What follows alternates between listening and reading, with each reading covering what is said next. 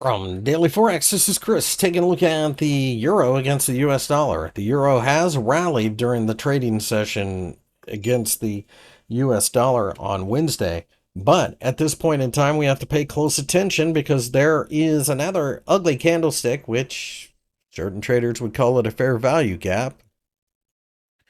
Not really a big fan of that, but it's going to be enough to drive some retail traders into shorting. But that's not necessarily the wrong outlook. We did form a huge double top at the 1.18 level, and that is something to think about. The Federal Reserve is expected to cut rates, in theory, by the end of the year. But quite frankly, with the European tariffs being so bad from the European point of view, that's what sent this lower.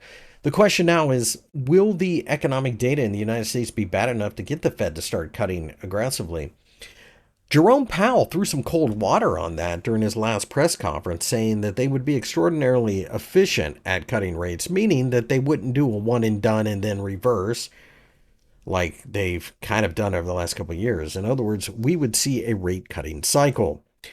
If the economic outlook in the United States starts to sour, it does tend to work against the US dollar initially, but eventually people start running into the US Treasury markets, and that makes the dollar go higher. After all, people want safety in times of economic slowdown.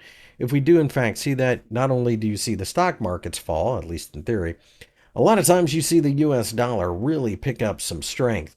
So we'll have to wait and see how this plays out, but we're at a major point of inflection, and this is a chart you should watch every day. It'll give you an idea as to where the US dollar might end up going. After all, it does tend to move in the same direction in general, and the euro is the biggest part of the US dollar index, so pay close attention to that.